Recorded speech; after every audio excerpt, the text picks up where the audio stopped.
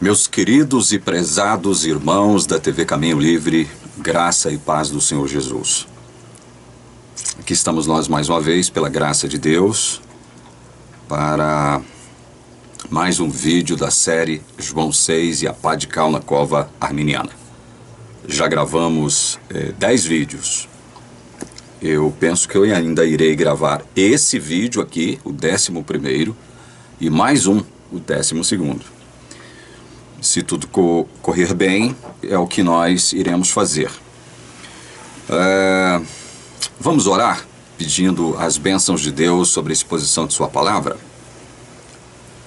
Senhor Deus e Pai, nós te louvamos e te agradecemos por tua bondade e misericórdia.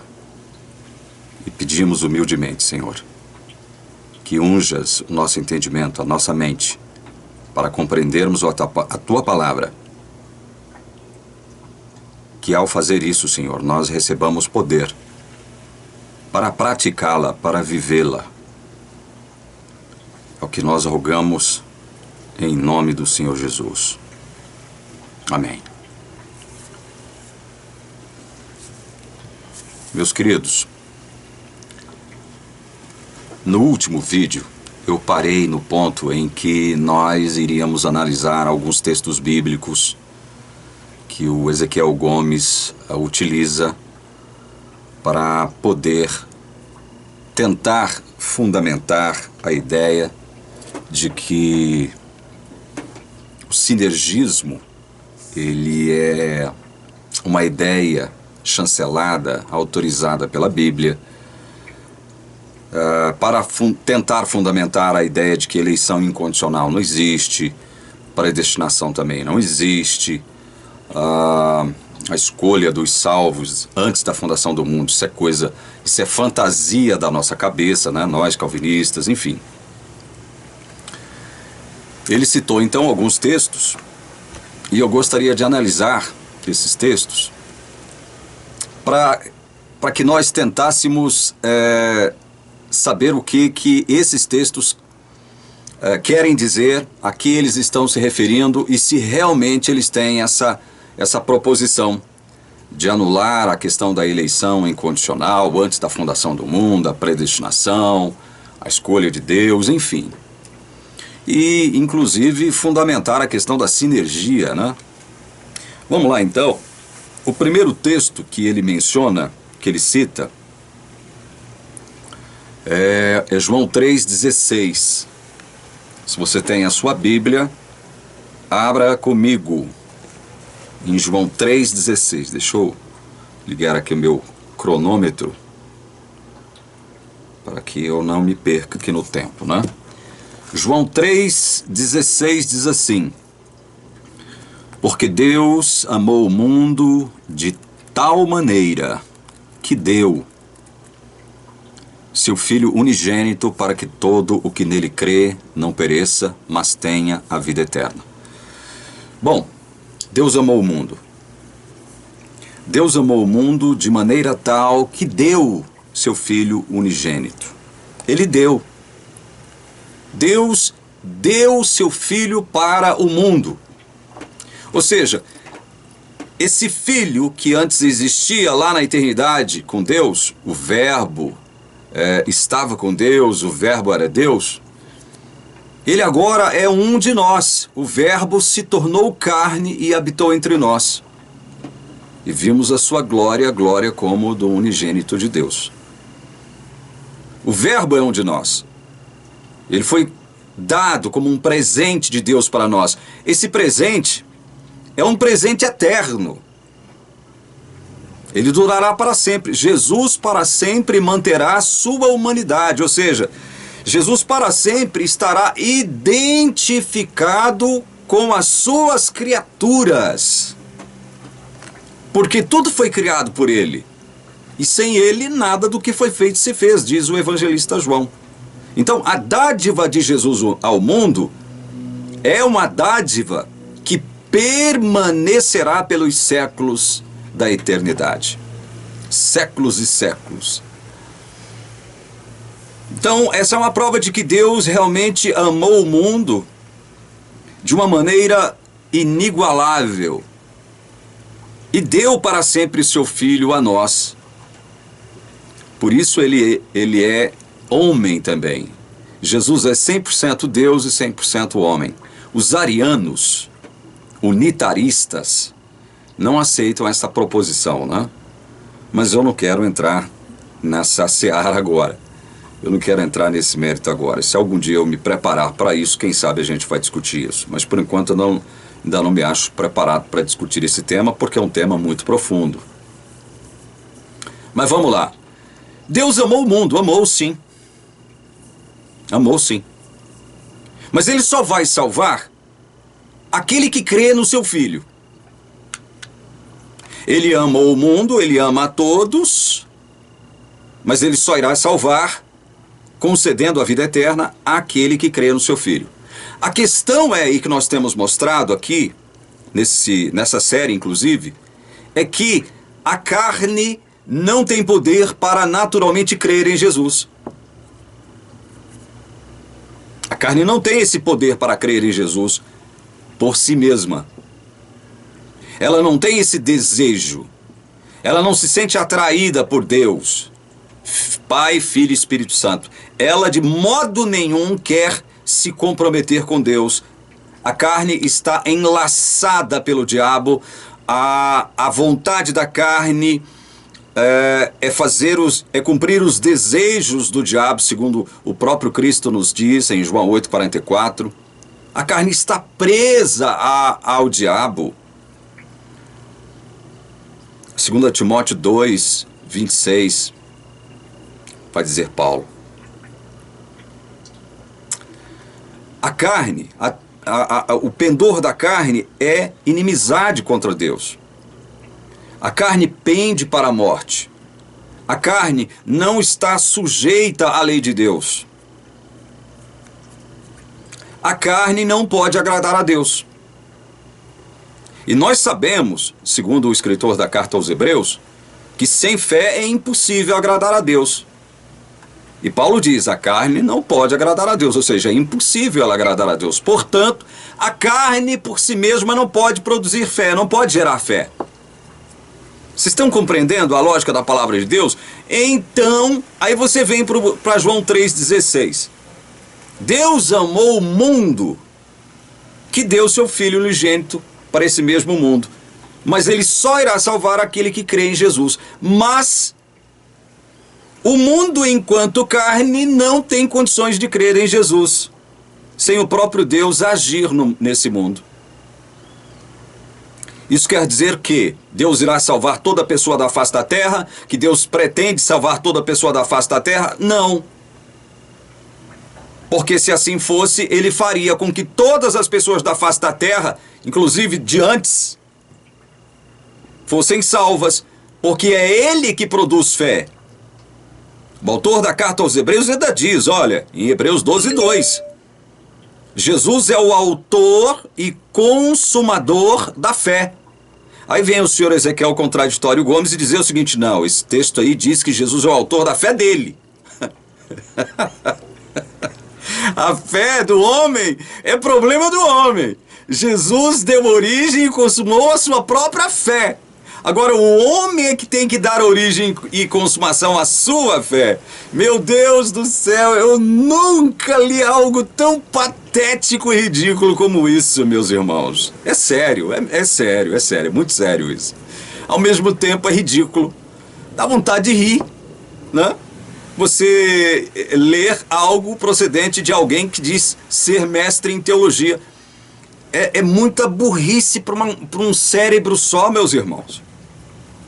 Especialmente diante de um claro assim do Senhor, a pretexto de tentar defender uma teologia mentirosa, corrupta, uma teologia antibíblica, que é a teologia da Organização Adventista do Sétimo Dia.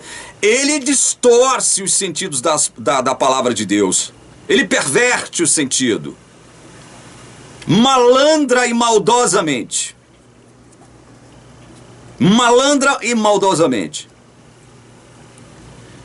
Então, voltemos ao texto de João 3,16.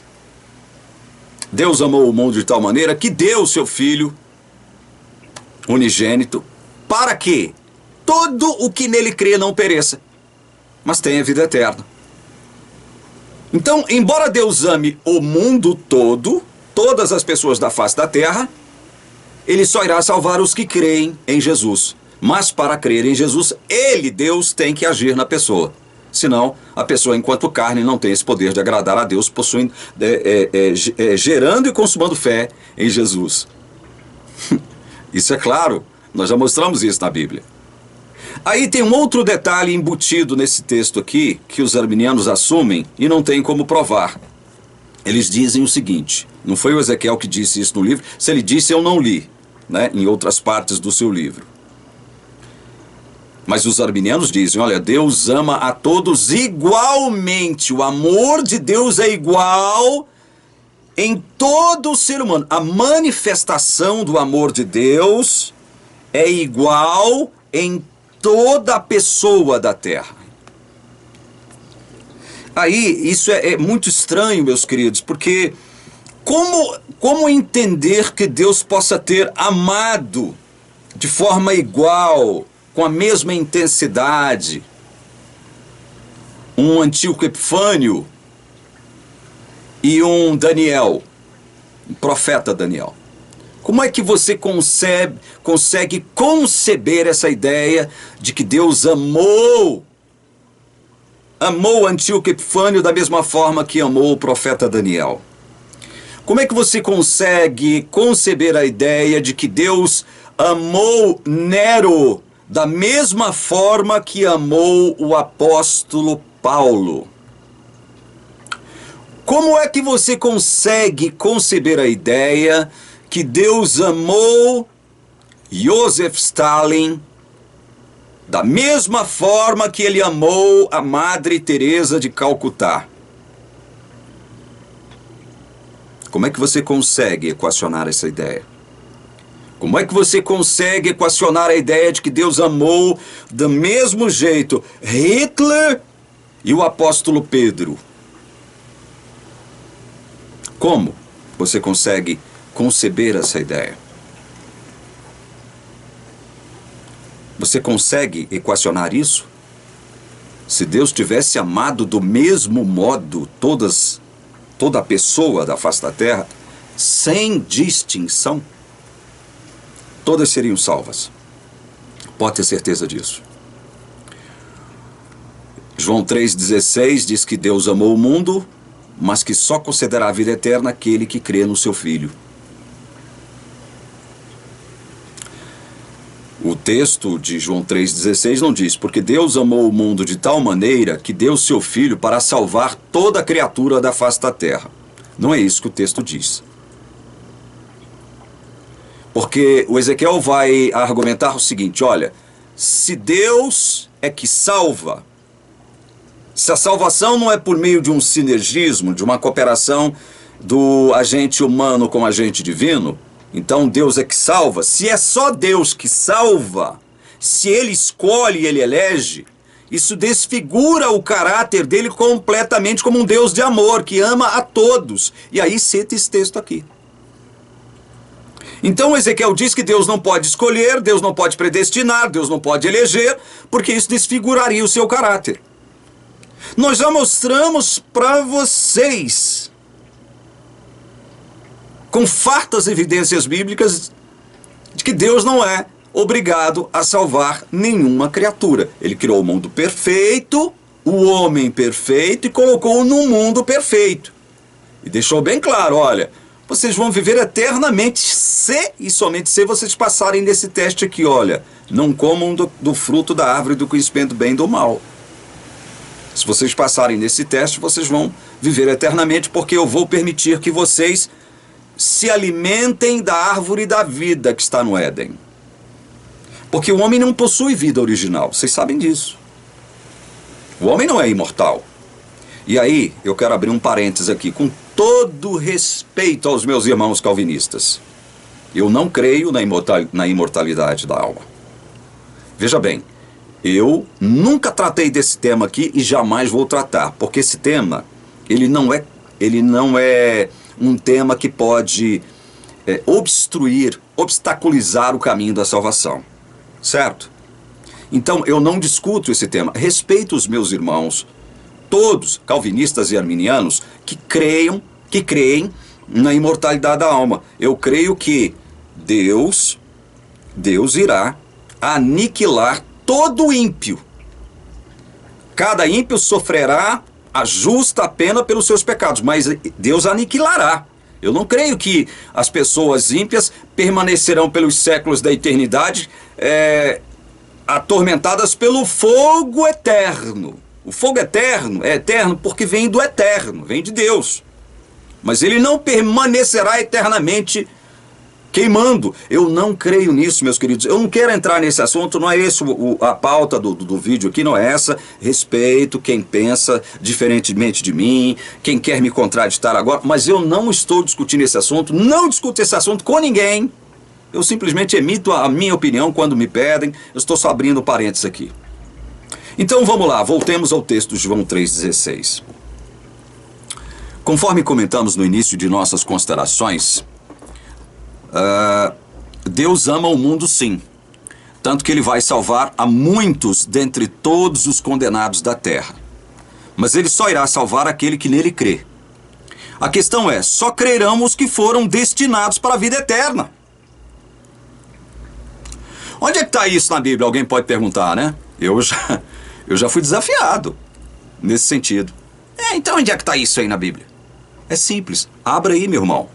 Atos, capítulo 13, verso 48. E creram todos os que haviam sido destinados para a vida eterna. Presta atenção. Esse é o texto. Creram todos os que foram destinados para a vida eterna. Deus poderia desejar salvar a todos sem exceção. No entanto, só salvará os que creem, segundo João 3,16. Esse é um assunto que pertence somente a Ele, somente a Deus. É parte da sua vontade secreta. Você já ouviu falar nisso? Que Deus tem uma vontade que Ele não revelou a ninguém. Pelo menos por enquanto Ele não revelou ainda. Se revelará também ninguém sabe. Leia comigo Deuteronômio, capítulo 29, verso 29.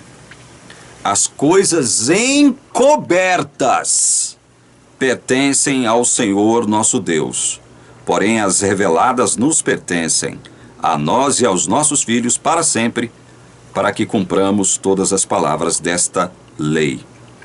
As coisas encobertas pertencem ao Senhor nosso Deus. Então quer dizer que há coisas encobertas? É óbvio que há, para nós.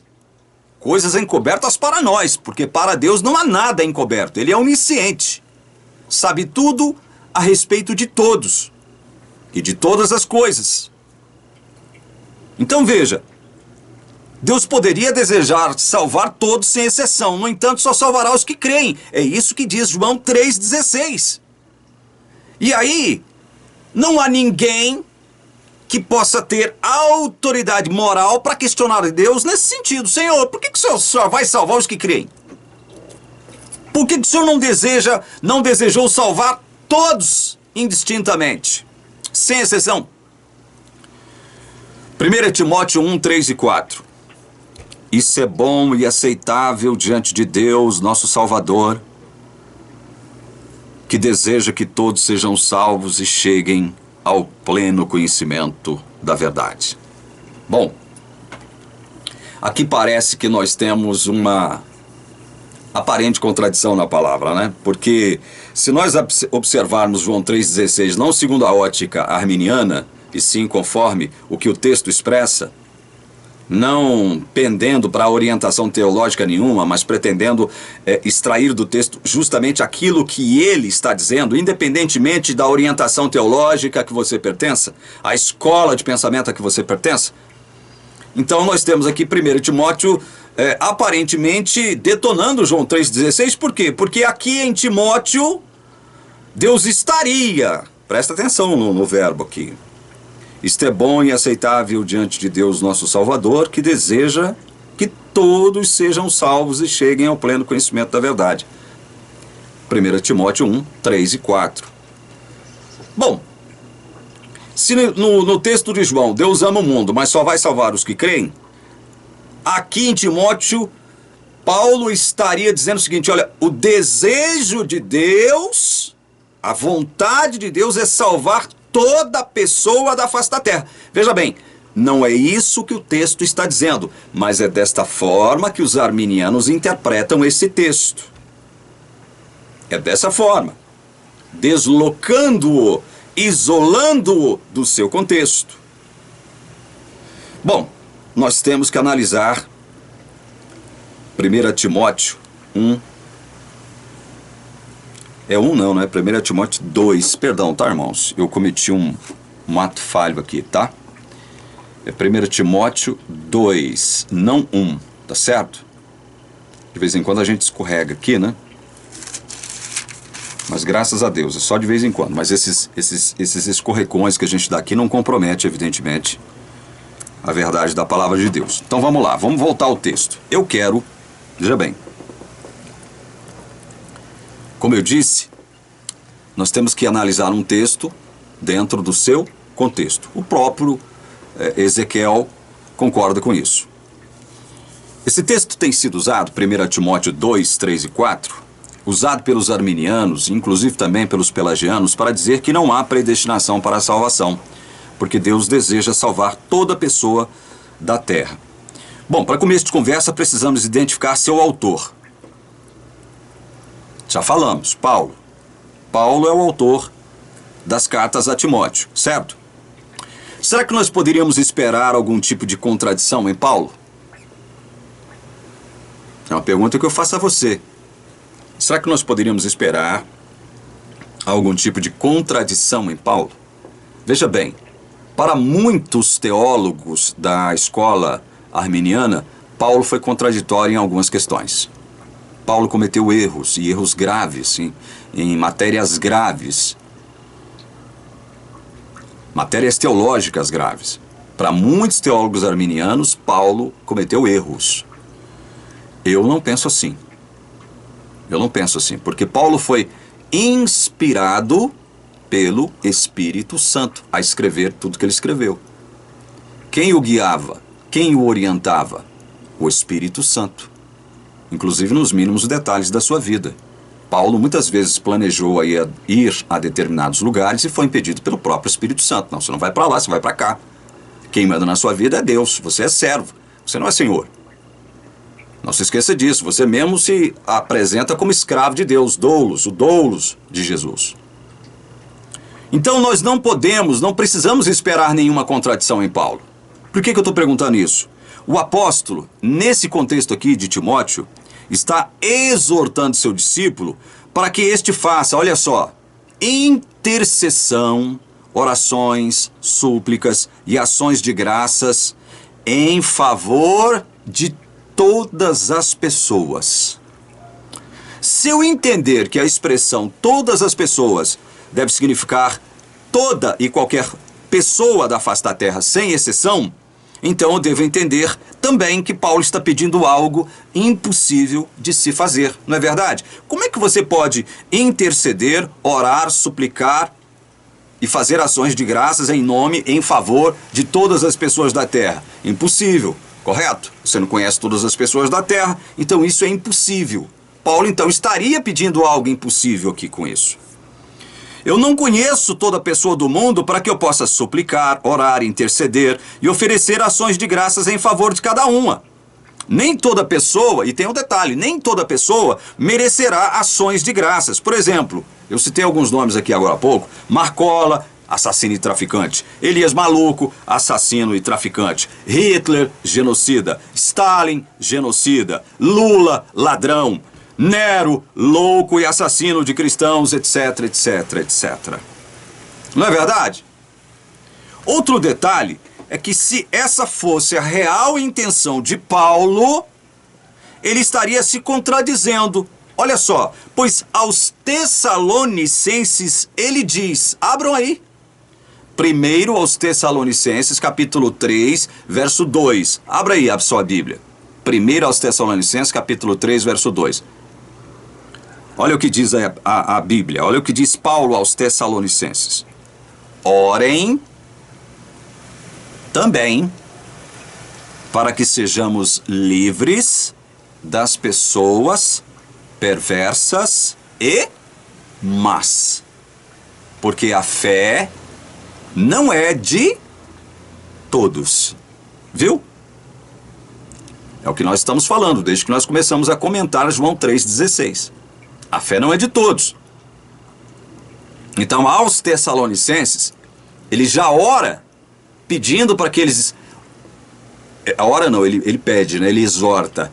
Ele exorta pedindo aos Tessalonicenses para que orem para que a igreja de Tessalônica se vesse livre das pessoas perversas e más.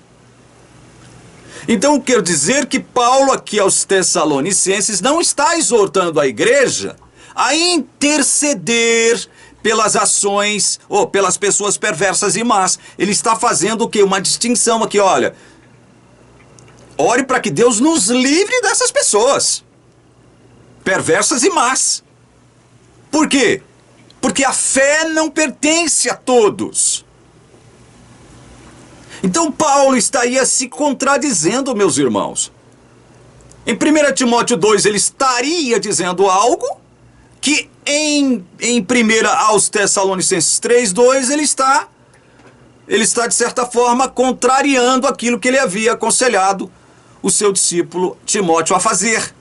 E nós sabemos que isso não é assim. Nós sabemos que não há contradição em Paulo, assim como não há contradição em Pedro, assim como não há contradição em João, assim como não há contradição em Tiago, assim como não há contradição em Judas.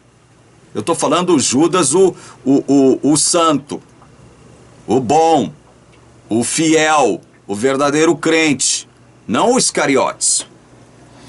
Então observe que o mesmo Paulo estaria em um lugar pedindo que se faça algo que em outro lugar ele não quer que se faça. Estão entendendo? Mas nós sabemos que Paulo a Timóteo faz referência aos tipos de pessoas. E aí o senhor Ezequiel Sabichão Gomes ri da nossa cara porque... Eles inventam uma desculpa aqui dizendo que Paulo está fazendo uma referência aos tipos de pessoa. Além de burro, é patético, né?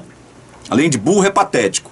Além de não compreender o que lê, porque é um analfabeto funcional, é patético, né?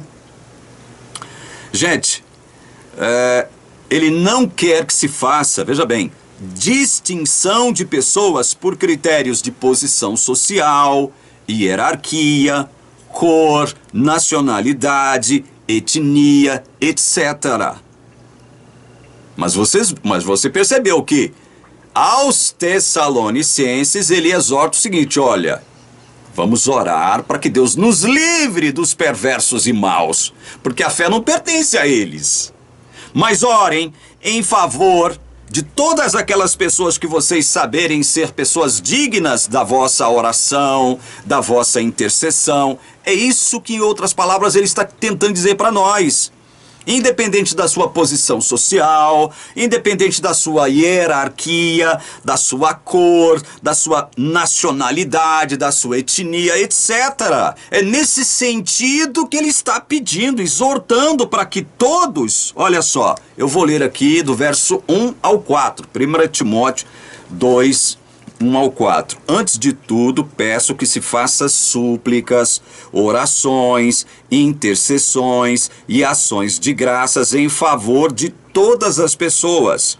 Orem olha, aí ele vem. Orem em favor dos reis e de todos os que exercem autoridade, para que vivamos vida mansa e tranquila, com toda piedade e respeito. Então veja, o que Paulo está tentando dizer é isso. Aí ele diz aqui, vamos terminar, né? Isto é bom e aceitável diante de Deus, nosso Salvador, que deseja que todos sejam salvos e cheguem ao pleno conhecimento da verdade. todos, sem distinção de cor, sem distinção de nacionalidade, todos sem distinção de etnia, sem distinção de hierarquia, pode ser o rei, pode ser o escravo. Orem em favor de todos aqueles que têm autoridade. Todos, independentemente de ele ser judeu ou gentio, preto ou branco, rico ou pobre, livre ou escravo, é nesse sentido, meus irmãos. Sem distinção, mas não sem exceção. Porque ele faz exceção às pessoas perversas e más. Aos Tessalonicenses ele fez uma exceção, ele olha, eu peçam a Deus, orem a Deus, para que Deus livre vocês dos perversos e maus, porque a fé não pertence a eles. Então Paulo sabe que tem gente que não merecerá a nossa oração, a nossa intercessão, a nossa súplica, as ações de graças. Esses nomes que eu acabei de citar aqui agora são exemplos disso. Não merecem a nossa oração, são pessoas perversas e más. Já provaram isso com as suas ações? Pelos seus frutos os conhecereis. Esse é um método infalível de conhecer uma pessoa. Ele diz, orem em favor dos reis e de todos os que exercem autoridade. O próprio Paulo, em Romanos, afirmou que Deus não faz acepção de pessoas. Romanos 2:11. Temos um exemplo disso em Atos. Atos, capítulo 15, versos 7 a 9. Abra aí agora comigo a sua Bíblia em Atos, capítulo 15, versos de 7 a 9. Pedro tomou a palavra e disse, irmãos, vocês sabem que desde há muito Deus me escolheu entre vocês, para que da minha boca os gentios ouvissem a palavra do Evangelho e crescem. E Deus, que conhece os corações, lhes deu testemunho, concedendo o Espírito Santo a eles, como também o havia concedido a nós. E não estabeleceu distinção alguma entre nós e eles, purificando-lhes o coração por meio da fé. Olha o que o verso 9 está dizendo. Pedro dizendo, Deus não estabeleceu distinção alguma entre os apóstolos, entre os discípulos, que eram judeus, e os gentios, purificando-lhes o coração por meio da fé também. Então não há essa coisa, olha, para o judeu, Deus salvará ele de um modo, para o gentio, Deus salvará ele de outro modo. Ou então, não, Deus só vai salvar um tipo de pessoa, não vai salvar outro tipo de pessoa. Não, meus queridos, Deus não faz distinção de pessoas. Essa distinção que nós acabamos de enumerar aqui. Etnia, cor, hierarquia, posição social, nacionalidade. É esse tipo de distinção que Deus não faz. Mais à frente aqui agora nós vamos falar sobre isso. Então, Deus deseja que todos, sem distinção, sejam salvos, e não que todos, sem exceção, sejam salvos. Porque se fosse sem exceção, Deus desejando salvar toda a pessoa da face da terra, Paulo em Romanos 9:19 diz, olha, não há quem possa deter a mão de Deus, resistir à sua vontade. Não é esse que possa resistir à sua vontade. Se Deus desejasse mesmo salvar toda pessoa da face da terra, ele o faria. Mas desde o Éden, ele já vem dizendo o seguinte, olha, né, falando ali com a serpente. Falando com a serpente, ele deixou claro, olha, a mulher vai gerar um descendente. E esse descendente, juntamente com a semente da mulher, que é o descendente dela e posteriormente os seus descendentes, vão ser inimigos da sua semente, serpente. Então Deus já deixou previsto e determinado ali no Éden 2 grupos. Aquele que comporia o grupo dos seus e aquele que comporia o grupo como pertencentes ao diabo. Já estava traçado o caminho ali. 2 caminhos. Somente 2 caminhos. Somente 2 rotas. Não há uma terceira via. Não há uma terceira via. O próprio Jesus deixou claro isso nas suas parábolas. Trigo e joio. Árvore boa, árvore má. Porta estreita, porta larga. Caminho estreito, caminho largo. Casa construída sobre a rocha, casa construída sobre a areia. Só há 2 caminhos. Os descendentes de Cristo, que são descendentes pela fé, e a semente da serpente, a semente do diabo, é o povo do diabo. Esse povo existiria o tempo todo na terra. Portanto, Deus nunca, e a gente não sabe por quê, porque como a palavra diz, as coisas encobertas pertencem a Ele, Ele não nos revelou, a gente não sabe por quê. Deus não desejou salvar toda a pessoa da face da terra. Se Ele o quisesse, Ele poderia. E se Ele realmente desejasse, ninguém poderia objetá-lo. Ninguém poderia obstacularizar o caminho de Deus, a vontade de Deus. Romanos 9,19, Paulo é claro em dizer isso. Ninguém pode resistir à vontade de Deus. Então Deus deseja que todos, sem distinção, sejam salvos. Mas não que todos, sem exceção, sejam salvos. É diferente. Esse é o sentido correto do que Paulo quis transmitir, até porque ele foi o apóstolo que mais escreveu sobre eleição e predestinação em todo o Novo Testamento. Seria até ridículo, né? Você pegar um texto mal interpretado, deslocado do seu contexto e dizer o seguinte: não, eleição, predestinação, isso é coisa de calvinista. Isso não existe. Eu cansei de ouvir isso. Eu cansei. Eu cansei de irmãos a quem eu julgava ser meus irmãos, amigos de verdade, como se fosse gente da minha própria família, de próprio sangue, virarem a cara para mim por conta desse ensino bíblico. Me menosprezarem por conta disso, a mim e ao Elias. Pessoas dentro da igreja adventista aconselhando os irmãos o seguinte: olha, vocês quando encontrarem o Elias e o PC, não deem conversa a eles. Eles estão ensinando doutrinas do demônio, doutrinas do diabo, doutrinas estranhas. Vocês que nos acompanham já há quase 5 anos, porque agora em janeiro de 2022, a TV Caminho Livre fará 5 anos de existência. Vocês que já nos acompanham sabem que nós não ensinamos doutrinas estranhas nem doutrinas do diabo. Nós ensinamos a pura e verdadeira palavra de Deus como ela é expressada. Nós não temos medo da palavra de Deus, nós não temos desculpas em relação aos textos difíceis da Bíblia, nós não arrumamos pretextos inescrupulosos para distorcer o sentido da palavra de Deus a pretexto de defender uma teologia corrupta, mentirosa e desonesta. Antibíblica, antigraça, anticristã. É a teologia da igreja adventista.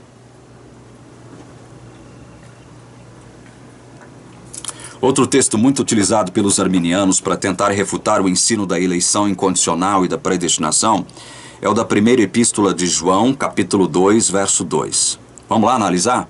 1 João 2, 2. Deixa eu abrir aqui na minha Bíblia também, porque eu quero fazer um adendozinho aqui. Então deixa eu abrir aqui 1 João 2,2.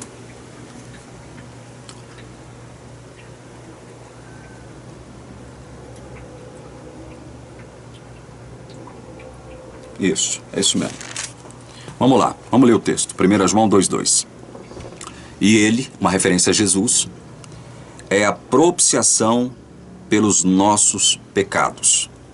E não somente pelos nossos próprios, mas também pelos do mundo inteiro.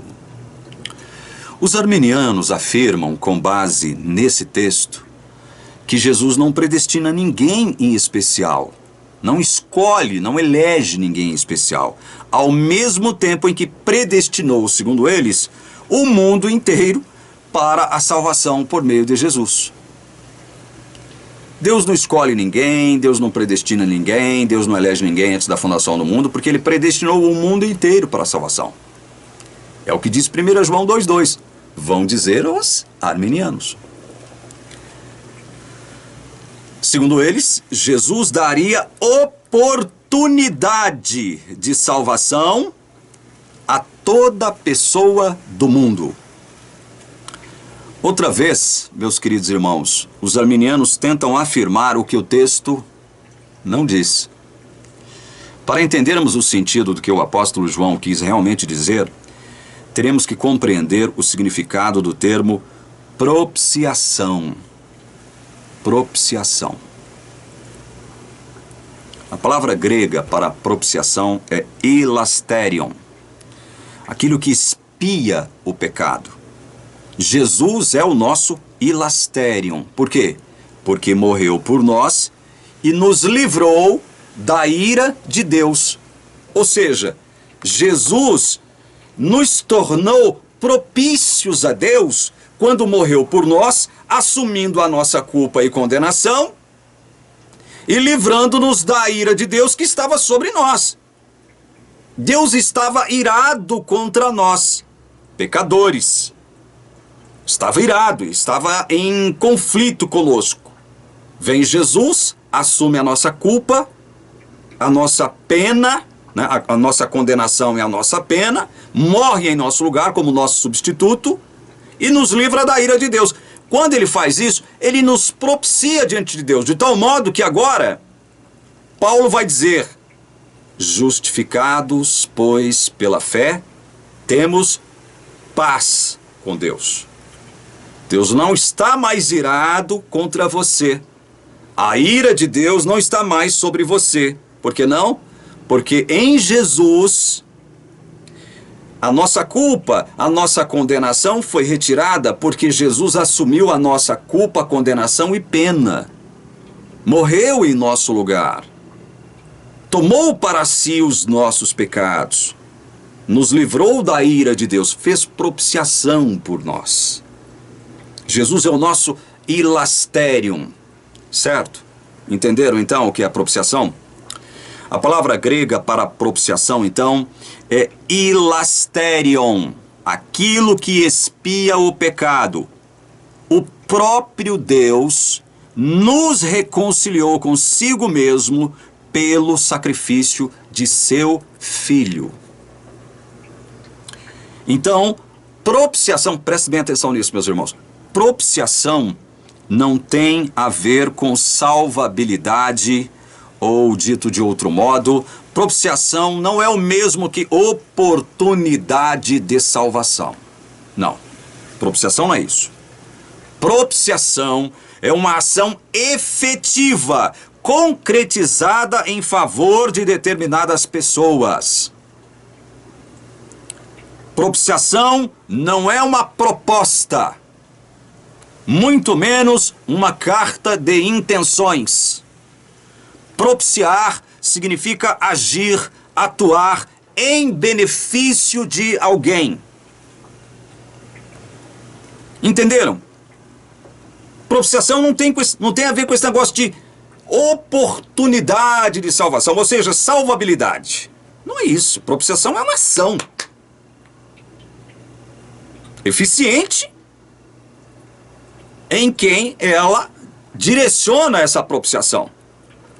Eu estou falando alguém que pratica uma ação propiciatória em favor de alguém. É isso que eu quero dizer. É uma ação. Assim como o resgate. Nós não podemos falar que Jesus nos resgatou em termos de oportunidade. Ou Jesus nos resgata ou não. Resgate é uma ação efetiva. Resgatar é uma ação efetiva. Resgatar não significa pensar em resgatar, propor resgatar, assim como a propiciação. Propiciação não é uma proposta, não é uma carta de intenções. Propiciação é uma ação efetiva. Estão entendendo? Então, o que nós poderíamos afirmar diante desse entendimento? Que, olha só, se com esse texto aqui de João 2,2, 1 João 2,2, vamos ler o texto de novo.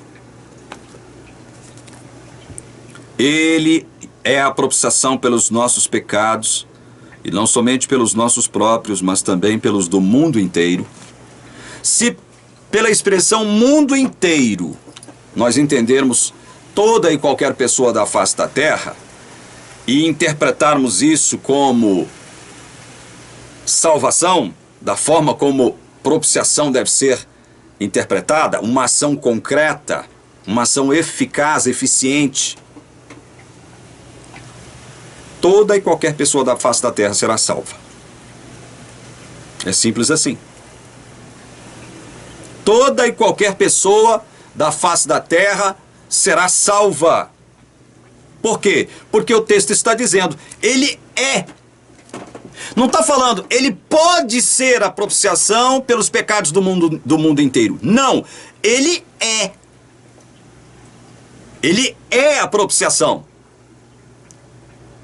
Se ele é a propiciação, ele é a propiciação na vida de determinadas pessoas específicas, sobre quem ele propiciou, através do quê? Da sua vida, morte e ressurreição. Então, o texto não está falando Jesus seria, ou Jesus pode ser, a propiciação pelos pecados de toda e qualquer pessoa da face da terra. Não é isso o que o texto quer dizer, meu querido irmão. Não é isso. Então, os arminianos procuram dar um sentido que o texto não tem. Elenquemos de novo aquele argumento primeiro ao qual eu me referi quando eu perguntei quem foi que escreveu 1 Timóteo? Também 2 Timóteo? Paulo. Não foi Paulo? Paulo. Quem mais falou sobre eleição e predestinação no Novo Testamento? Paulo. Estaria Paulo se contradizendo em alguns lugares, falando de modo claro e inequívoco a respeito da eleição, da predestinação, da escolha de Deus antes da fundação do mundo, e em outro lugar com um texto que não tem nada a ver com isso, desconstruindo ou negando o que ele havia dito em outro lugar? Afirmando algo contrário? Estaria Paulo fazendo isso, meus queridos? Não. Da mesma forma, eu raciocino com vocês aqui com relação a João. Quem foi que escreveu 1 João 2:2? Aliás, 1 João, primeira epístola de João, foi o apóstolo João, autor do Evangelho de João. Aquele que escreveu João 6. Esse mesmo João. Esse mesmo João, que em João 6, afirma que Jesus escolheu soberanamente os 12 discípulos e, ao escolhê-los, sabia que dentre eles havia um que ele escolheu propositalmente, que cumpriria um papel de filho da perdição. Nós vamos falar sobre Judas no próximo vídeo. Então, esse mesmo João que escreveu 1 João 2:2, escreveu o seguinte, olha só o que ele escreveu. João 15:16. Abram lá comigo. João, capítulo 15, verso 16. Deixa eu botar meu óculos aqui, que senão eu não leio. O autor de 1 João 2:2 é o mesmo que escreveu isso aqui, ó. Não foram vocês que me escolheram. Não foram vocês que me escolheram. Não foram. Pelo contrário, olha só, pelo contrário, eu os escolhi.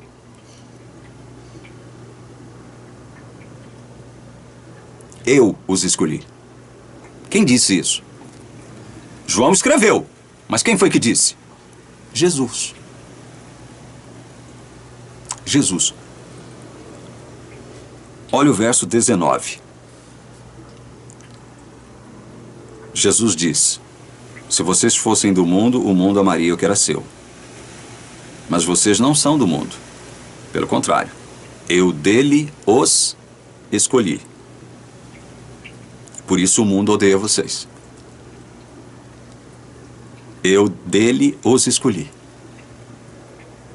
Por isso o mundo odeia vocês. Estão compreendendo aonde eu quero chegar? Se 1 João 2:2 quisesse nos ensinar, conforme os arminianos dizem, conforme o senhor Ezequiel contraditório diz, que Deus deseja salvar toda e qualquer pessoa da terra, o próprio João estaria se contradizendo com o que ele ouviu e viu da própria boca de Jesus, dizendo que, claramente, categoricamente, não foram vocês que me escolheram. Eu os escolhi. Eu escolhi vocês de onde? Do mundo. Do mundo. É por isso que o mundo odeia vocês, porque eu escolhi vocês do mundo. Eu não escolhi todo mundo, o mundo inteiro. Eu escolhi vocês do mundo. É por isso que o mundo odeia vocês.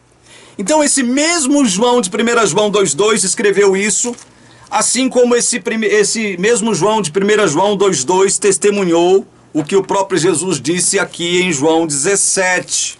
Olha só, verso 9. Porque a gente já analisou esse texto muitas vezes, né? Por muitos aspectos. Então agora a gente tem que ser objetivo aqui. João 17, 9. Abra a Bíblia, meu irmão. João 17, 9 diz assim: é por eles que eu peço, não peço pelo mundo, mas por aqueles que me deste, porque são teus. João, aquele João de 1 2,2, é o mesmo que testemunhou Jesus orando desse modo aqui, dizendo categoricamente que não roga pelo mundo, não intercede pelo mundo inteiro, mas roga somente por aqueles que o Pai lhe deu.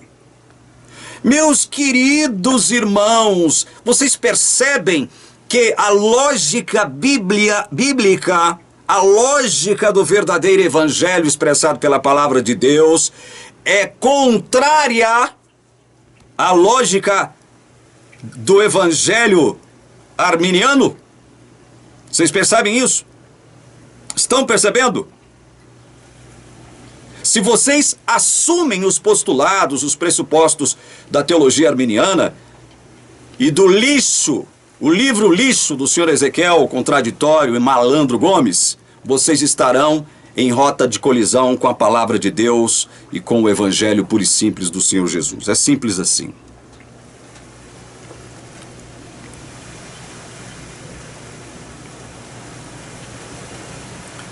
Vamos continuar aqui.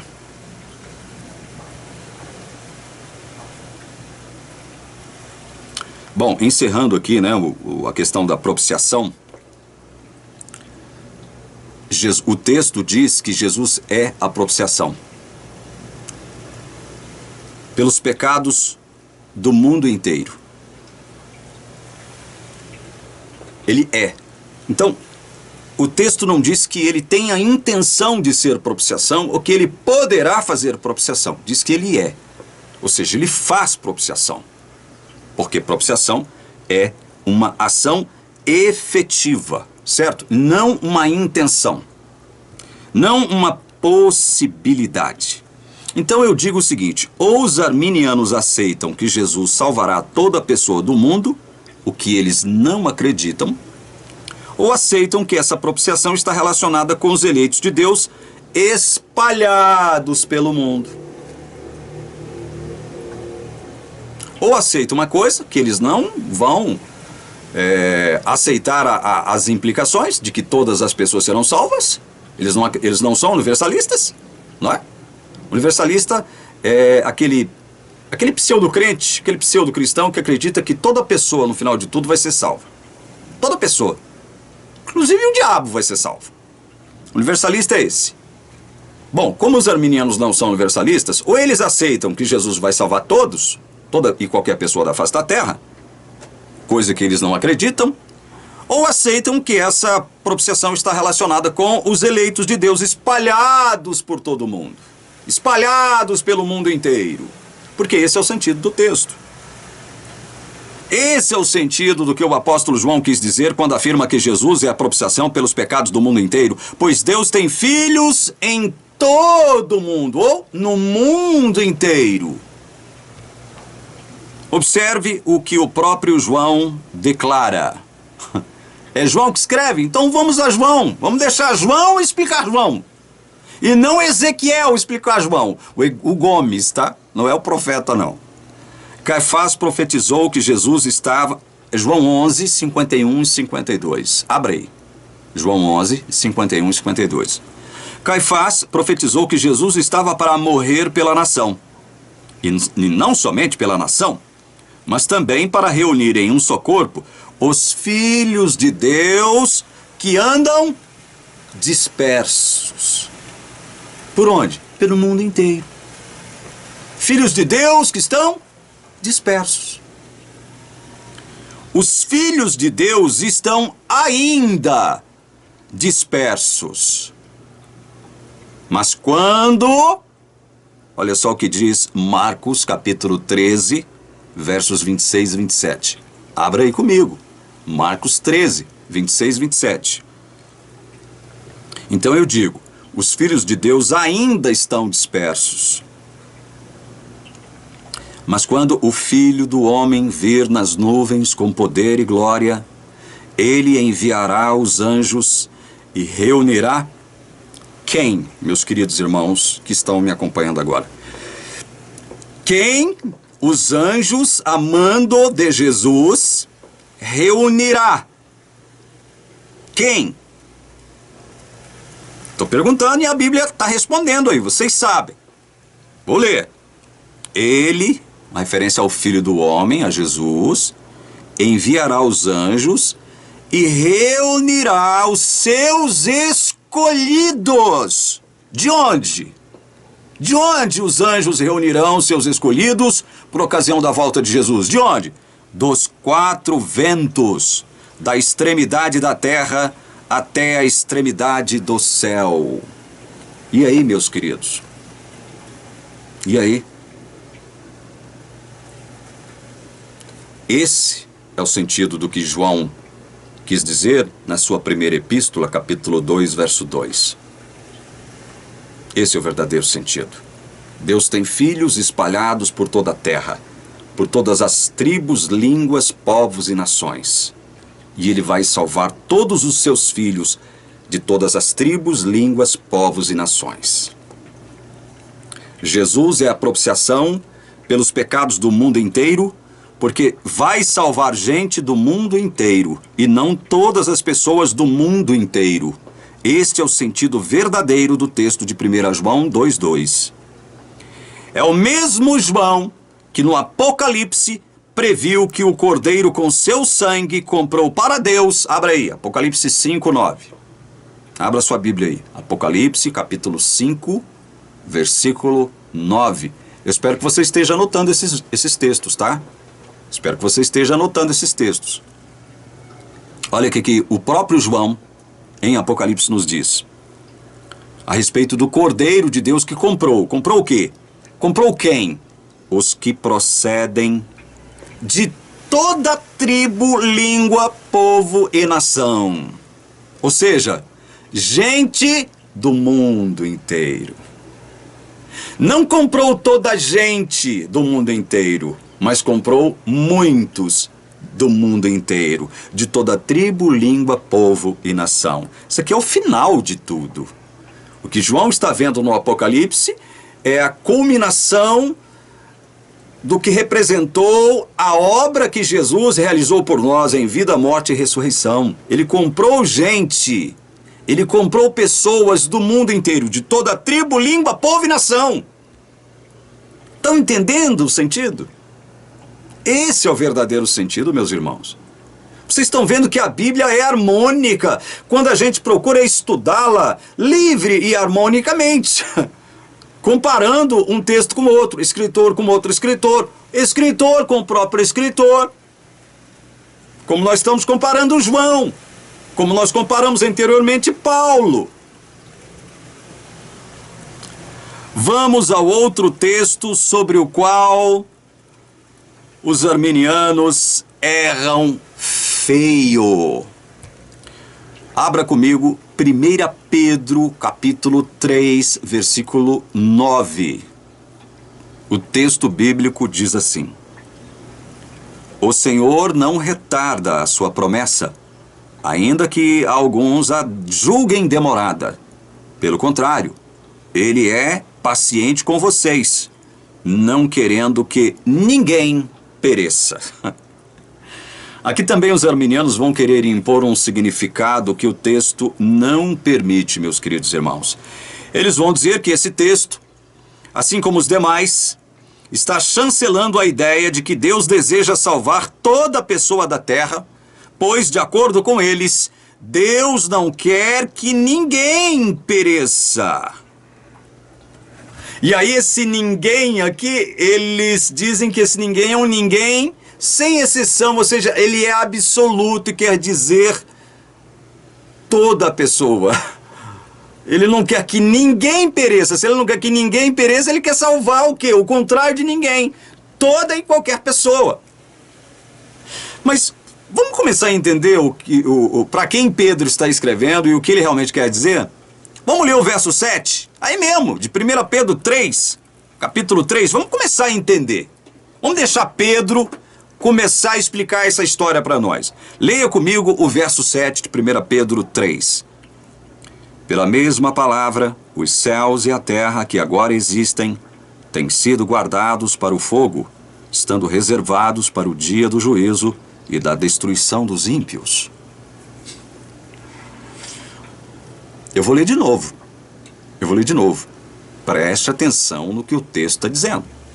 Pela mesma palavra, os céus e a terra que agora existem têm sido guardados para o fogo, estando o quê? Reservados para o dia do juízo e da destruição dos ímpios. Bom, se Deus, segundo os arminianos, segundo o seu Ezequiel Contraditório Gomes, o bambambam, o sabichão, sabe tudo, o mestre. Bom, se Deus não quer que ninguém, sem exceção, pereça, eu devo perguntar: por que os ímpios, segundo o próprio Pedro, já estão reservados para o dia do juízo e para a própria destruição deles? Por quê? Se Deus não quer que ninguém pereça.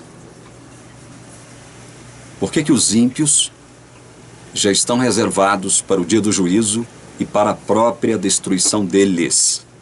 Já estão reservados. Já está reservado. Você sabe o que significa uma reserva, não sabe? Sabe o que significa uma reserva? Se não sabe, ou se então, se a sua memória está falhando, eu vou tentar te ajudar.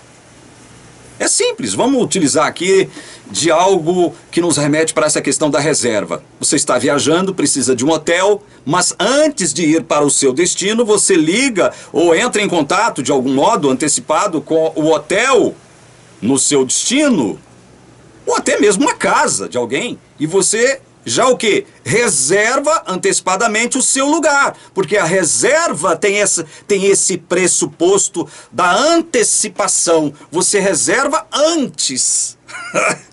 Parece até que eu tô conversando com crianças aqui, né? Com menininhos que merecem aqui a papinha.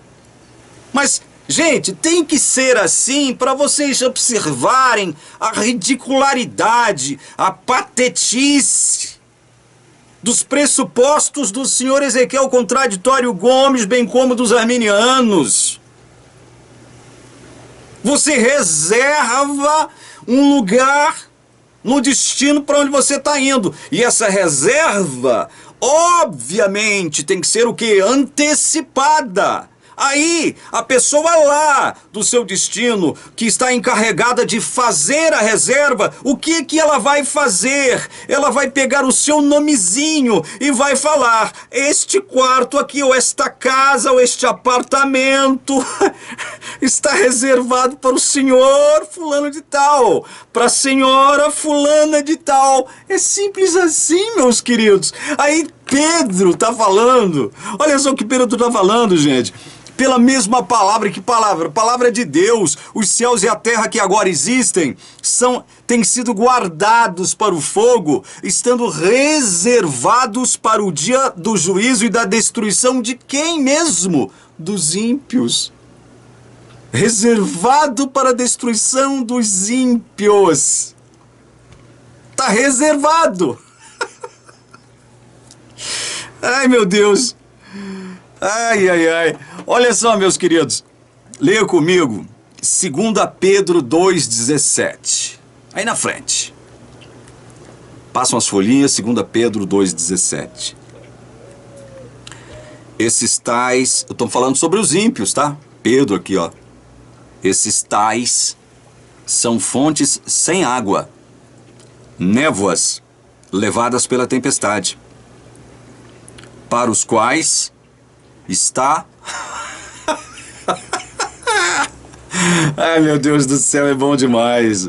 É muito bom estudar a palavra de Deus com liberdade. É muito bom, é muito bom. Eu vibro.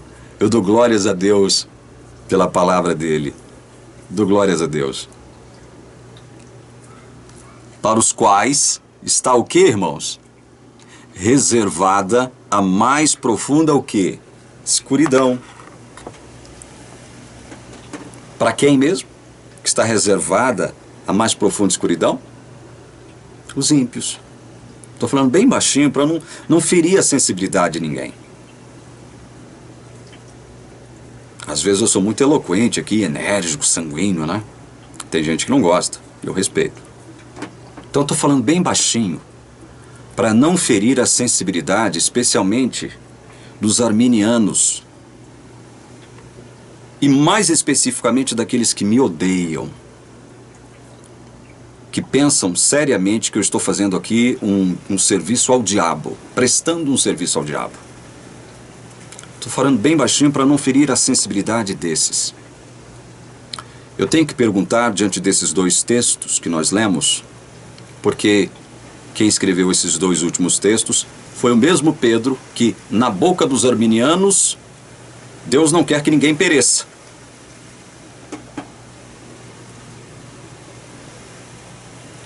Ao mesmo tempo em que os arminianos evocam ou invocam Pedro para chancelar essa ideia de que Deus não quer que ninguém pereça, ou seja, ele deseja salvar toda e qualquer pessoa da face da terra, aí o mesmo Pedro está dizendo que para os ímpios já está reservado o dia da destruição deles, que é o dia do juízo, e a mais densa escuridão de todas as trevas também já está reservada para eles, já está reservado. Está reservado, está guardado, o lugar deles está guardado. O que é deles está lá. Eu tenho que perguntar. Presta atenção nessa pergunta, meu querido irmão. E eu não a farei com sarcasmo nem ironia. Porventura Deus já sabe quem são esses para quem a destruição e a mais profunda escuridão estão reservadas? Você prestou atenção na minha pergunta? Porventura Deus já sabe quem são esses para quem a destruição e a mais profunda escuridão estão reservadas, segundo o próprio Pedro. Deus já sabe ou não? Deus sabe ou não sabe, meus queridos? Se Deus conhece os que lhe pertencem, segundo Timóteo 2,19, óbvio que Deus já conhece os que não lhe pertencem, não é verdade? Simples assim. Pergunto de novo, porque a resposta é óbvia, tá? Pergunto mais uma vez, aliás, eu faço uma outra pergunta. Se Deus já sabe quem são esses, assim como sabe também que não irá salvá-los, poderão alguns dentre eles serem salvos? O que acha você? Poderão alguns dentre esses que para quem Deus já reservou a escuridão das trevas, a destruição do dia do juízo, poderão alguns dentre esses serem salvos? Se Deus já sabe que eles se perderão, inclusive já reservou para eles destruição, juízo e trevas. Essas questões, meus irmãos, são importantes para que raciocinemos segundo a palavra de Deus e não segundo a minha orientação teológica.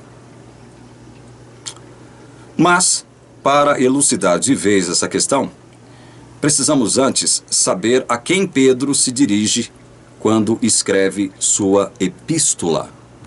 Vamos saber para quem ele está se dirigindo? Ele diz no capítulo 1, verso 1 de 1 Pedro. Simão Pedro, servo e apóstolo de Jesus Cristo, aos que conosco obtiveram fé igualmente preciosa na justiça do nosso Deus e Salvador Jesus Cristo. Viu para quem ele está escrevendo?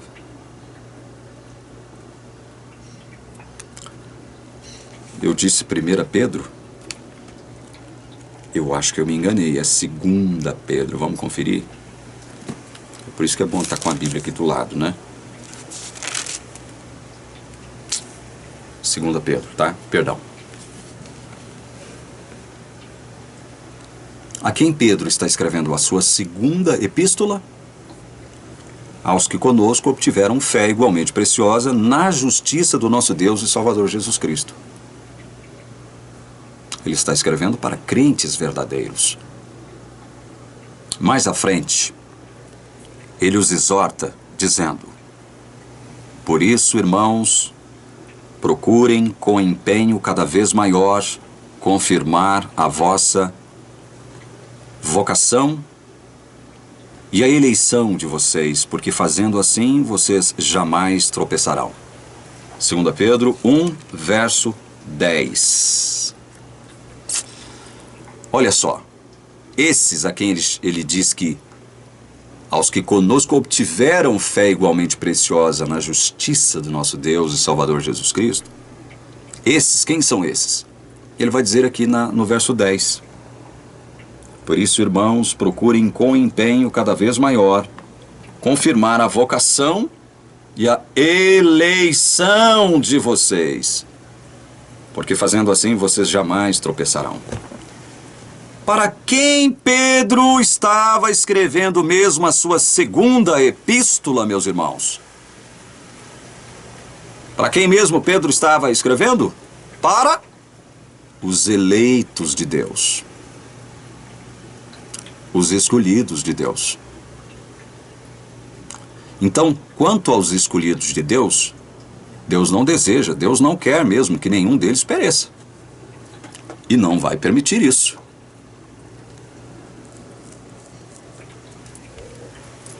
Então, quando Pedro escreve que Deus é paciente com vocês, não querendo que ninguém pereça, mas que todos cheguem ao arrependimento, ele está se dirigindo exclusivamente aos eleitos já alcançados e não alcançados, pois teria muita gente para alcançar, né?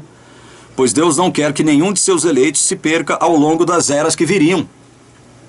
Isso, inclusive, está sendo objeto de nossas considerações sobre João 6, onde Jesus declara que, olha só, e a vontade daquele que me enviou é esta, que eu não perca nenhum de todos os que ele me deu. João 6,39.